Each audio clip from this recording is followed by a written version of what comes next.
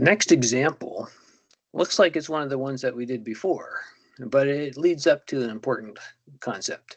So let's look at this subspace. It's the span of four vectors, 1, 0, 2, 0, 3, 1, 0, 1. So it's a subspace of R2. Those are all 2D vectors, and this subspace S is made out of any linear combination of them at all. But notice that that set of vectors is linearly dependent.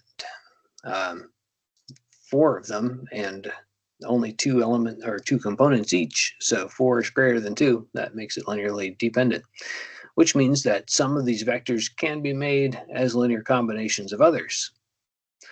But we're trying to describe the set of all linear combinations, so the list is kind of redundant. If some of them can be made out of linear combinations of others, that means that there's more than one way to make a linear combination of all four of them. So there must be a smaller list whose span is also S. That leads us to the definition, a basis.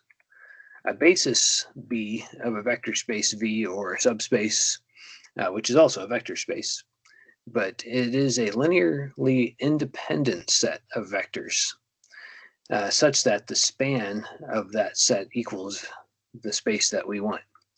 So it's we'll call it script B for basis, or other script letters if we need more than one of them. It'll have a set of collection of vectors, B1, B2 up through Bn, and we'll have to know that they're linearly independent, so we know ways of checking that, and we'll have to know that the span of it does equal the whole thing. So for our example, let's see if we can find a basis for S. Now, the way to do that is to just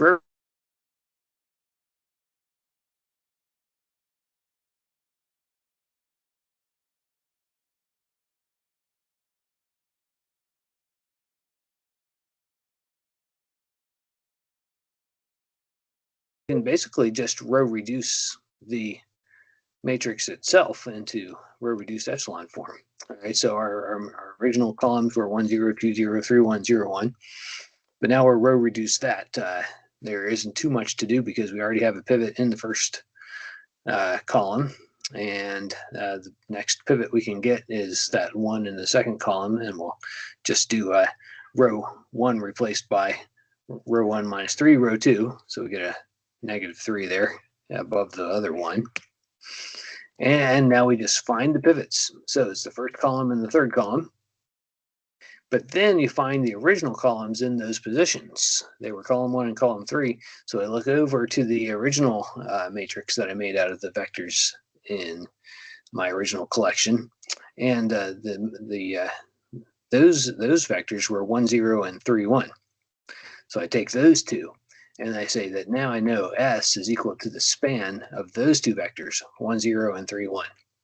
And that's my basis, 1, 0, and 3, 1. Linearly independent, and we know that because they're both pivots. They've reduced pivots. And we go back and find the original vectors to make sure that we get what we really wanted in the first place, which was combinations of those vectors. Now, it's another way of naming it is that the S that we found here is called the column space of A.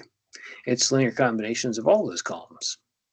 But a basis for the column space of A is found by the method we just showed. Just take the ones that correspond to pivots after you row reduce. So here's another one. Find the column space for this A bigger one, but find it as a span of a basis. So A has 1, 2, 3, 4, 5, 6 columns, 3 rows. So automatically we know that those are not linearly independent yet because there's 6 of them with only 3 components each. So here's the row reduction of it. We take a few more steps to get this down to row reduced echelon form. But once we do, we end up with a pivot in the very first column and then a pivot in the 1, 2, 3, 4, 5th column.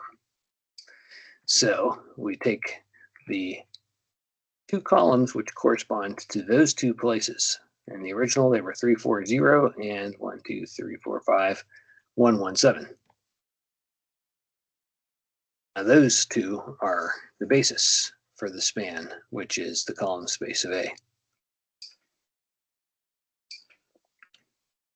Now, it's interesting to know what that looks like. Two vectors in R3, if you look at the span of them, it's any vector that you can make as a linear combination of those two. So it's actually a plane in R3. Take any two vectors and look at all the possible combinations. And in Calc 3, you have something called a cross product, which was where you can take two vectors and cross them. So if you haven't had Calc 3, you can ignore this last bit. But if you have, it does work out to the same thing. You can find column space A as a plane. You can find the equation of that plane by taking the cross product of those two vectors in the span, the two vectors in the basis whose span is column space of A.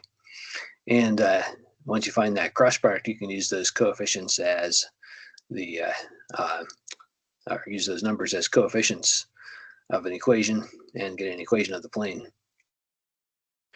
Another way of doing it is to say that the column space of A is, and this could be true for people who have taken Calc 3 or not, it's the span of those two vectors.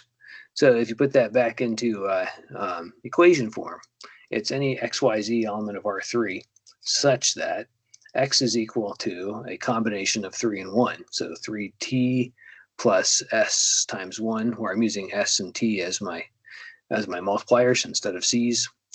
Y is equal to 4t plus 1 times s, and z is equal to 0 t's and 7 s's. I just used s and t because they're familiar as letters that people call the parameters of a plane. And so that's a parameterization of the plane. Just another way of saying it's a column, it's a span or linear combinations of all of those two vectors.